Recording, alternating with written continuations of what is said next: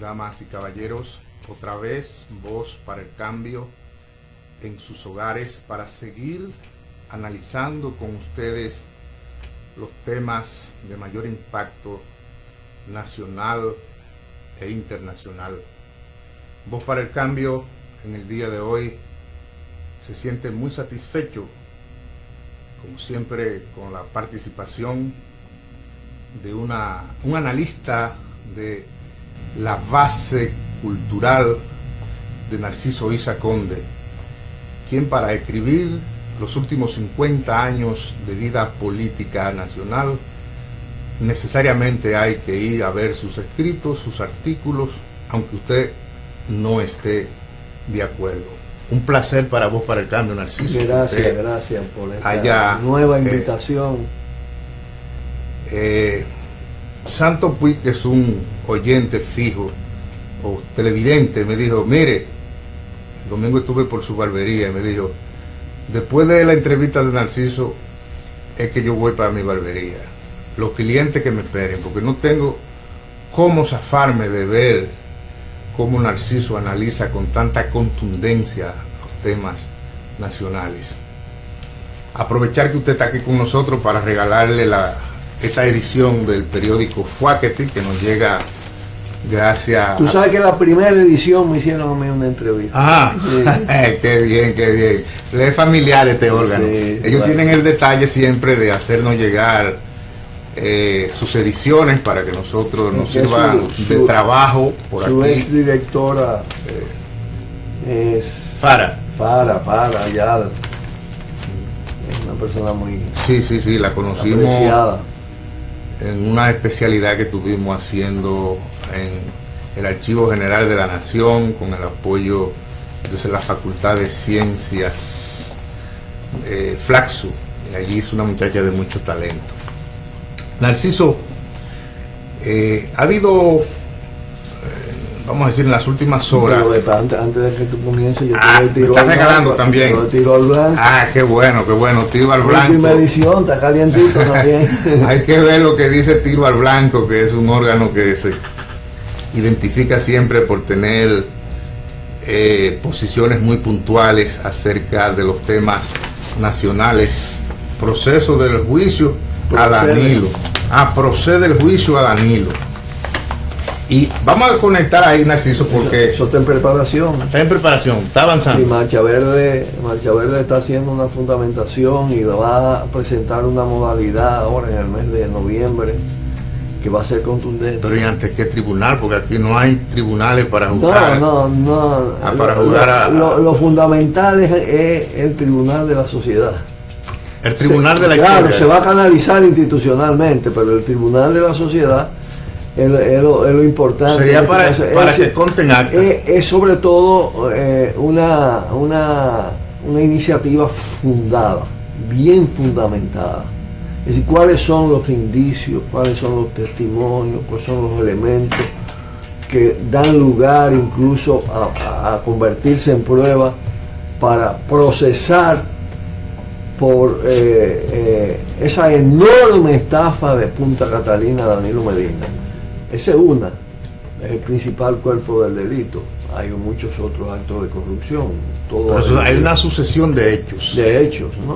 Y ya no de hechos, hechos que revelan el carácter mafioso del Estado dominicano. ¿Cuántos puntos ya se pueden vislumbrar que pueden ser encartados o desarrollado en una posible... Mira, en cadena, lo de Odebrecht tiene varias vertientes, porque tienen los sobornos, tienen las sobrevaluaciones, tienen el caso de Danilo, el soborno electoral, el financiamiento electoral, que es un delito electoral, pero está el caso de los tres brazos. Los tres brazos implica CORDE es una dependencia del Poder Ejecutivo, pero no solo, está el caso de Miguel Vargas, también, que es canciller, ¿no? Como en los tres brazos, Miguel Vargas tenía el testaferro, pero él es el gran beneficiario, pretendía ser el gran beneficiario de esa operación, pero está todo el tema del CEA, donde explota la mafia del CEA, que viene de atrás, pero que se desarrolla también en el gobierno de Danilo. Está lo de ISOE, que es una cosa bestial, con la protección de Pimentel Caré, Está ahora el caso de la ONSA.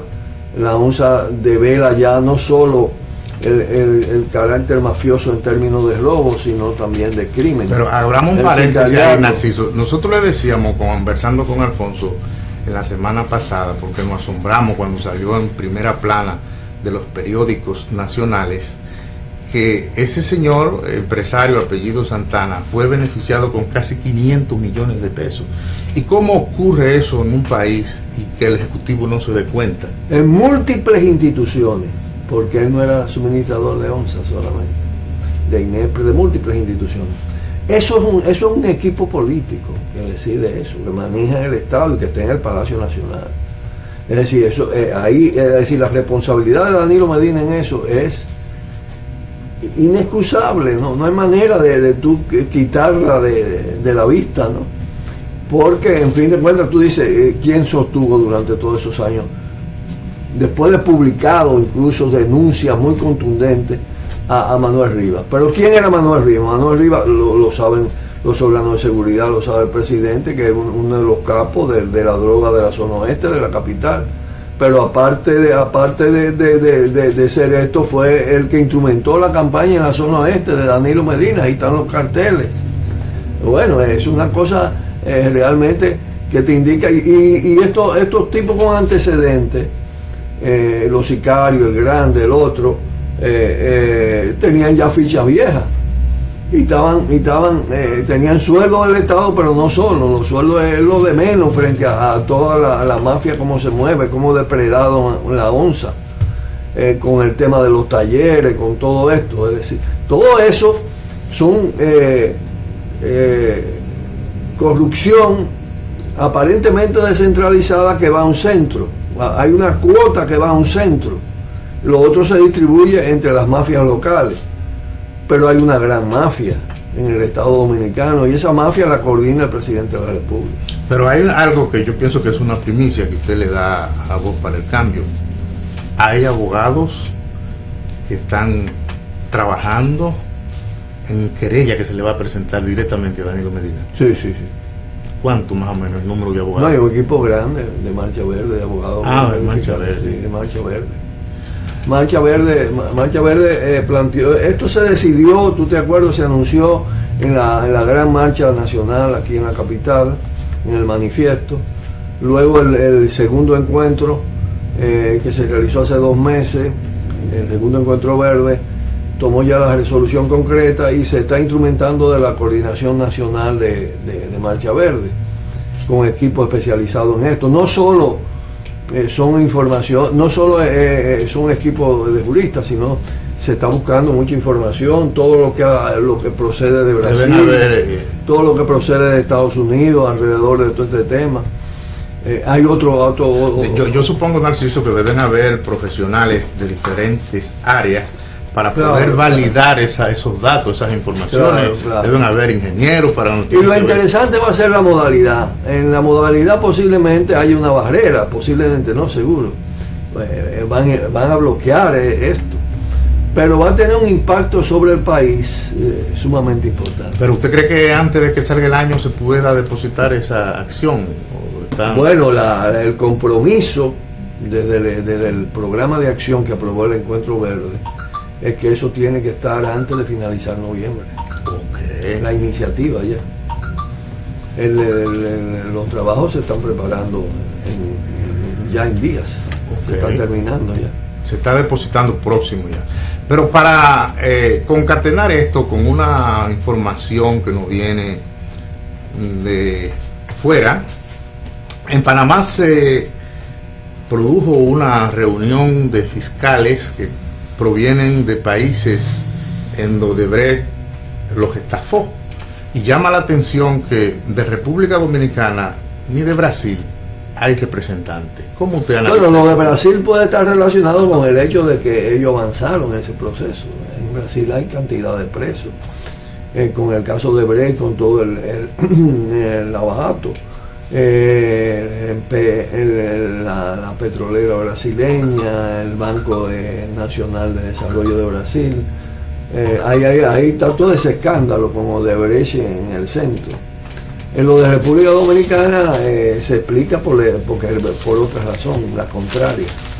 República Dominicana, su ministerio público es un ministerio cómplice, es un ministerio encubridor de las principales figuras y está evidenciado en las últimas decisiones, la sacada de la cárcel, la puesta en libertad de Díaz Rúa, el caso, cómo están tratando todos esos casos. A pesar de que, por ejemplo, el Rondón es una figura muy cercana en todos los negocios al presidente de la República, como lo fue a los otros presidentes.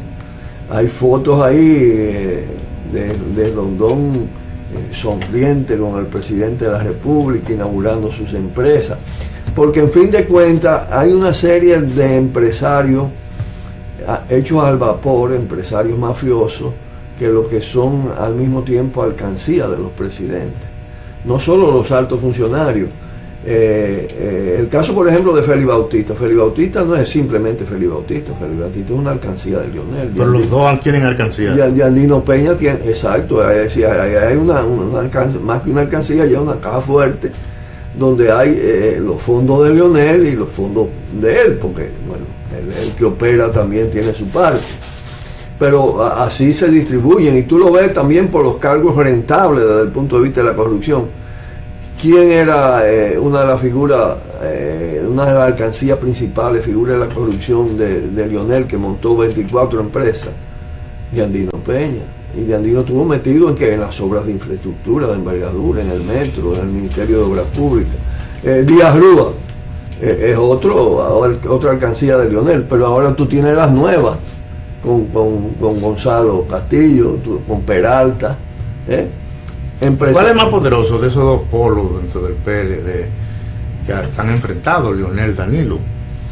No, Leonel está lo están empujando, está en declive, podemos decir. Está en su peor momento. Está en su peor momento porque Leonel, aparte del descrédito en la sociedad, tiene la oposición. Tú sabes que él controla la presidencia por los grados de concentración de poder en la presidencia de la República. Parece que Danilo es un político más pragmático que él. Lógicamente, a Leonel le gusta más el bulto, como se dice, ¿no? Se hace una categoría de intelectual. Este es un animal de la sombra, ¿no? Se parece más a Balaguer, se parece más a Balaguer, es más frío, más calculado. La retórica de Balaguer, digamos sin los crímenes de Balaguer también. Balaguer es una combinación, sí, bueno, de Danilo y Leonel, podemos decir, ¿no? Porque usted puso en duda mi afirmación quitándole los crímenes de Balaguer a Danilo. Dijo, bueno, cuando yo dije que si le quitamos los crímenes de Balaguer, porque Danilo no se le conocen esas atrocidades. No, pero ya están matando, hay crímenes. Pero creo que todavía no se le puede atribuir a Danilo así directamente. Pero es una mafia de él. La mafia de Manuel Rivas es una mafia de Danilo Medina. Y no solo, y el caso de Vladi en San Francisco de Macorís, que es un caso de crimen de Estado policial, premeditado, con una policía una policía criminal además, que ha matado muchísima gente aquí, torturado, con la anuencia y el apañamiento de los presidentes de la República, y ahora eso sigue en boga. De manera, son formas diferentes, porque los requerimientos, las necesidades del poder son distintas.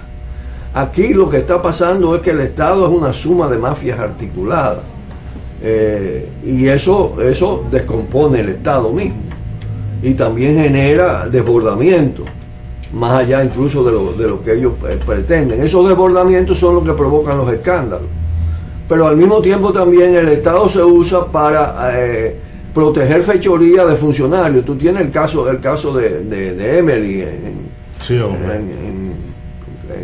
Cenoví. El caso de Emily Peguero, tú dices, bueno, ahí no intervino ninguna decisión política inicial, pero la mamá del matador es una política, y una política de Miguel Vargas Maldonado. Es una cultura que se está reproduciendo. Pero ¿qué hace ella después? Utiliza el Estado para protegerse. ¿A nivel de qué? A nivel de Ministerio Público. ¿Quién es el gran director de un Ministerio Público podrido? Danilo Medina.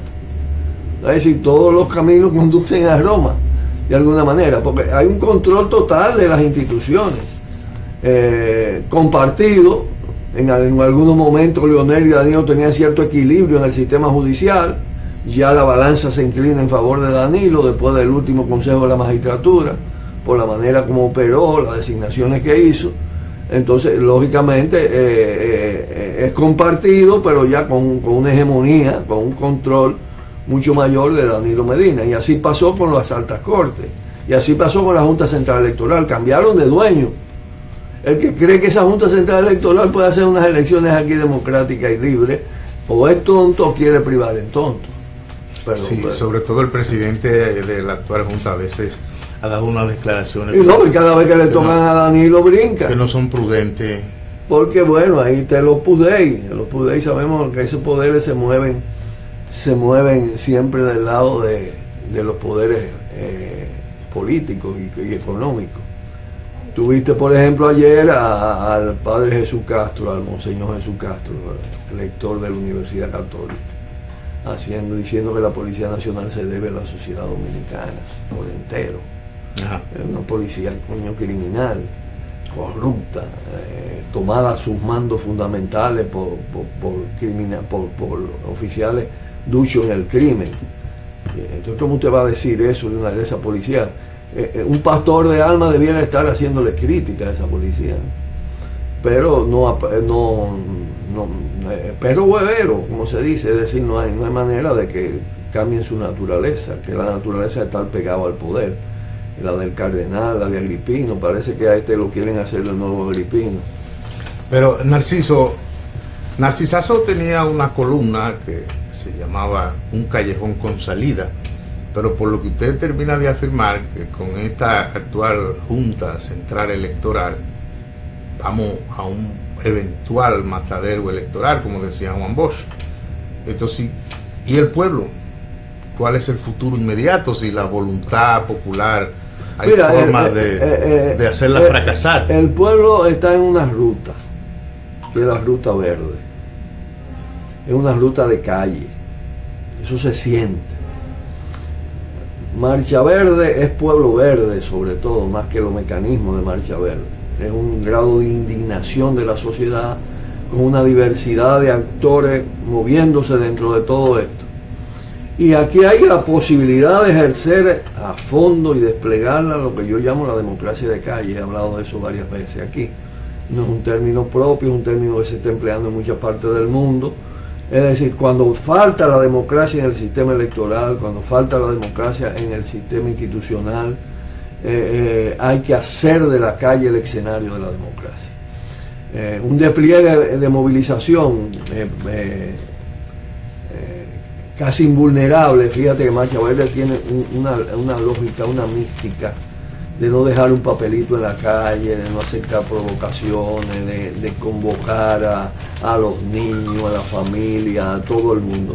Esto está produciendo lo que se va a tornar en una especie de tsunami verde. Pero hay muchos críticos. Y tú sabes que ese camino es un camino ensayado.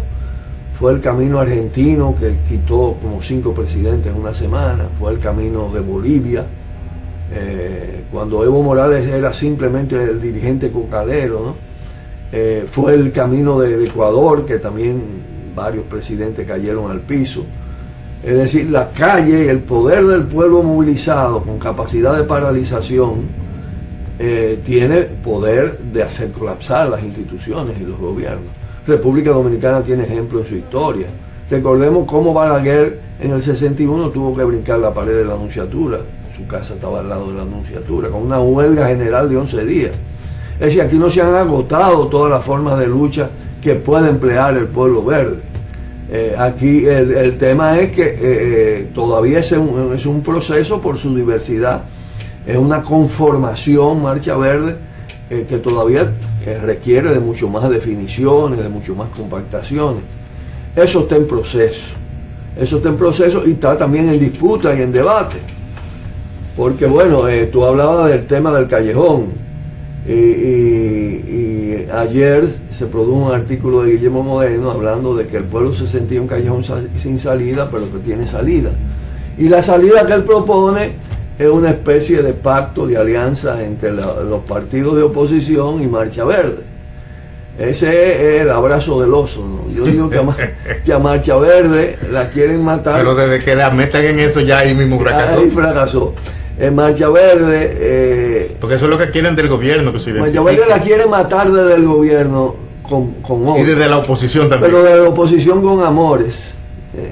Esos amores muy... Porque se ha dicho que lo que fortalece a la Marcha Verde es la diversidad. Es la diversidad, es el carácter de movimiento. Eso es una tendencia a ser un movimiento politizado, porque la consigna fin de la impunidad es una consigna política. En un país donde la corrupción es estructural, sistémica, tú decir fin de la impunidad y encuentra entonces una institución, un Estado que bloquea la justicia, un presidente que asalta todo el sistema judicial, la gente va llegando a la conclusión que lo que está pasando ahora es que el fin de la impunidad tiene relación directa con el fin de las instituciones y el fin del gobierno. Ese no es un cálculo ponderado de Guillermo Moreno, porque faltando, qué sé yo, 3 años para un proceso electoral donde... No, se le salió el cobre. Ese movimiento, en ese periodo que falta, puede... no se le salió el cobre, es decir, ¿cómo tú le vas a proponer? Bueno, tú puedes decir... Yo le digo que le vaya bien, si él se siente bien con la mafia de Quiquiantún, de los reformistas, de los pecudeístas, del PUM, de todos esos negociantes de la política, porque está formando frente desde hace tiempo. Yo creo que ahí está también la Fuerza Nacional Progresista. Claro, y está el vinchismo. Es decir, toda esa, bueno, él se siente bien, que le vaya bien por ahí, pero bueno, no trata de contaminar. Es bueno que la gente no trata de tirarle ese anzuelo y contaminar a la Marcha Verde. ¿A dónde? Eso hay que pararlo en seco. Eso hay que pararlo en seco. Es decir, también es una actitud oportunista, que además no es solo de él. Ese grupo de partidos está en eso, con el PRM un poco a la cabeza, en el sentido de hacer una propuesta. Bueno, yo he escuchado muchas veces los discursos de Fafa en la Z sobre eso, es decir, planteando que debe producirse una unidad del frente opositor, 13 partidos con Marcha Verde.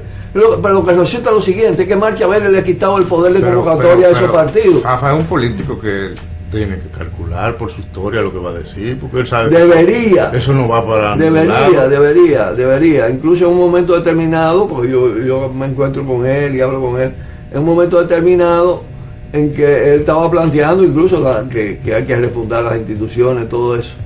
Le digo, pero ¿qué tú haces ahí? Usted fue de los que apoyó en la década del 80 la propuesta de él de la inminencia de la revolución. Yo estaba metido en eso. Conozco bien, conozco bien los discursos. Sí, y ustedes tenían una columna ahí en el periódico del Frente de Izquierda. Sí, pero teníamos un matiz distinto. Nosotros decíamos que era una coyuntura prerevolucionaria. Fafa ponía énfasis en inminencia. Era inminente, que estaba al doblar de la esquina la Revolución Dominicana. Y la inminencia era demasiado compulsiva, ¿no? Realmente había un momento, había una oportunidad. Usted se dejó meter un pie ahí para caerse cuando Fafa elaboró esa tesis. Pues esa tesis no tenía fundamentos. Pero nosotros no subimos esa tesis. Pero que ustedes escribían juntos una columna ahí. Porque teníamos un periódico del Frente. Yo tenía el periódico, pero yo era del Frente. Del FI. Sí. El FI fue un ensayo interesante, pero ellos lo rompieron. Volviendo, Narciso, la consulta Barómetro le atribuye que el presidente Danilo Medina, del 16 al 17, ha rebajado 24 puntos de aceptación en el interés de la gente. Y eso conectado con la primicia que usted ha dado, que se está trabajando para judicializar la responsabilidad de Danilo y su gobierno. Entonces, en un periodo en que el gobierno está reduciendo su popularidad, entonces lo que espera ese entorno político. Mira, todo el sistema tradicional de partido está en desplome.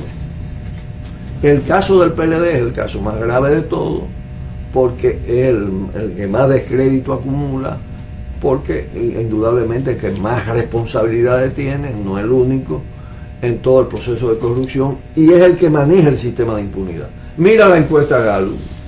En la interna del PLD, Danilo lo que tiene es un 21% y Leonel un 17%. Pero entonces, ¿y el otro porcentaje dónde está? Eso es en sus filas. Eso es alrededor del tema PLD. es un colapso que se está produciendo, es una declinación en picada hacia abajo. Pero pasen todos esos partidos. Miren el PRCC, lo que hay un 7.4 Bisonó y un 6 Quiquiantú. ¿Usted cree que los datos que dan esas encuestas, de alguna manera, usted ve sus prédicas de tantos años que está encontrando eco? Yo creo que refleja tendencia, quizá no en los niveles reales. Porque de todas maneras las preguntas, como se hacen las preguntas, condicionan un poco la situación. Y hay unos aspectos que tú sientes que se induce una determinada actitud para no presentarla tan dramática. Yo creo que el cuadro... Usted no admite la independencia total de esa encuestadora. Es una lógica sistémica. Es decir, no es... Se anuncia una tendencia. Por ejemplo, porque Rafael Acevedo, a quien yo conozco, una persona en todo el conocimiento que yo tengo honesta, pero es un problema, una visión sistémica de la metodología, de las encuestas, de todo esto. Entonces, yo tengo en cuenta ese factor. Me parece que esos aspectos, como se hace la pregunta, condicionan la... Narciso, ¿usted cree que si fueran unos sociólogos buscados tú por Marcha Verde, por ejemplo, las preguntas se hubieran formulado de otra manera? ¿Tuviste la de Marpen? La de Marpen, que es Bernardo Vega, la de Marpen dice que el 84% de la sociedad conoce a Marcha Verde y respalda su reclamo. Marcha Verde tiene una aceptación fuerte de simpatía en el 66% de la población, dice Mark Penn. Eso es un fenómeno. Eso te indica cómo se han achicado los partidos, y por eso están desesperados los que están en la oposición en pescar en Marcha Verde y de paso ensuciar a Marcha Verde, porque oye, meter la idea de un pacto de ese tipo es una manera de tú explotar Marcha Verde, porque Marcha Verde su gran factor de unidad es ser diferente a esos partidos, actuar de manera distinta. Yo pienso que, por ejemplo, en el caso de Alianza País, que todo el mundo sabe que detrás tiene un hombre que se ha destacado en los casi 60 años de praxis política en la sociedad dominicana. Pienso que errores de esa magnitud son inaceptables. Pero ten en cuenta lo siguiente: Guillermo Moreno, es cierto eso que tú dices en la trayectoria, y tiene una gente personalmente honesta, limpia.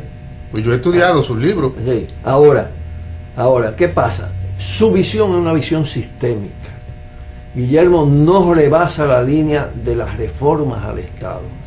Y resulta que este Estado es irreformable. Este Estado Pero tan entonces irreformable. Guillermo es un aliado para un trayecto corto, entonces. Y además con reclamos que se estrellan contra el Estado. Pero él también está muy condicionado por el hecho de una sobredimensión de su rol como candidato, y él se considera la salida.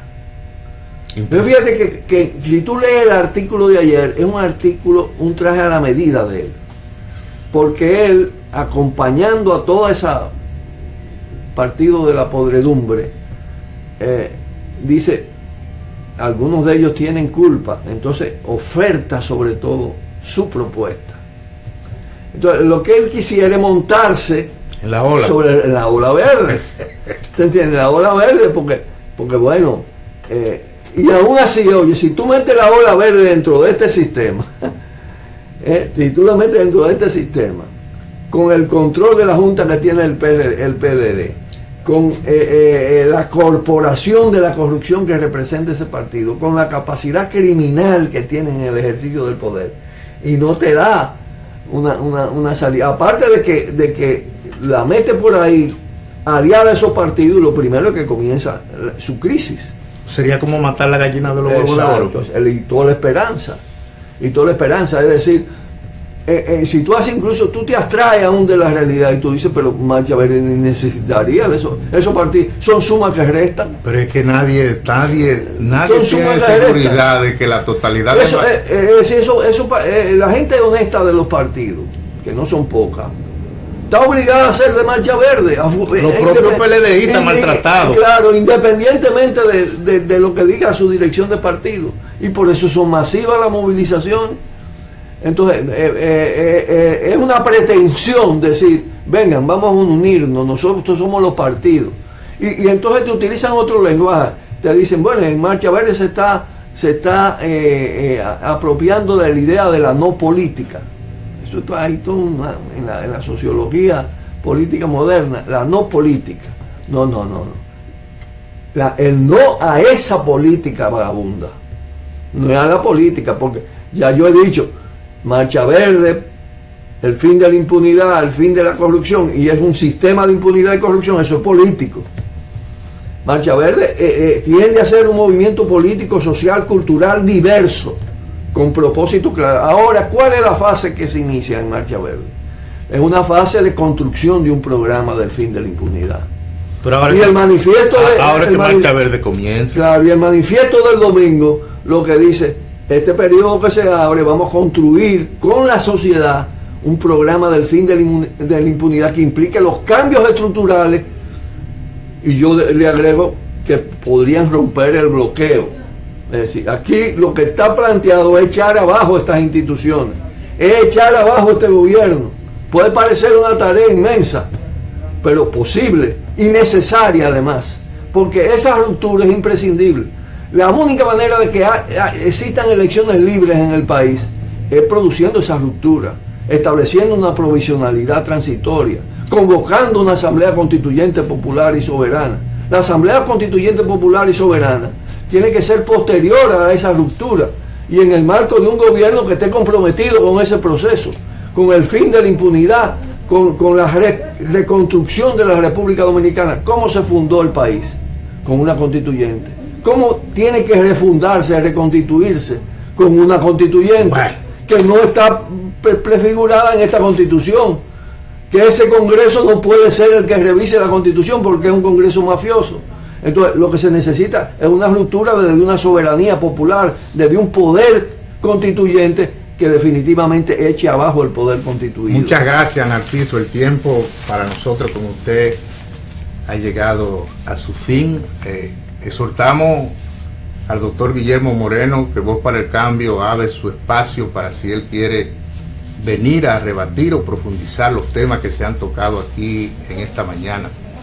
Pedimos la anuencia de usted y del director de este espacio, Alfonso Torres, porque queríamos hacer algún análisis, algunas preguntas de uno de sus libros, Revelaciones, pero por la contundencia que usted tiene en los temas no fue posible. Ojalá que usted nos permita en algún momento hacer una comparación con estos dos libros, uno de Bonaparte Botró Piñeiro y el suyo acerca de Juan Bosch, uno de los críticos más severos que tiene el profesor Juan Bosch. Sin embargo, fue muy bochista. Fue secretario y guardaespaldas de Juan Bosch. Señores, no se muevan, que Alfonso viene con otra temática con Narciso Isa Conde.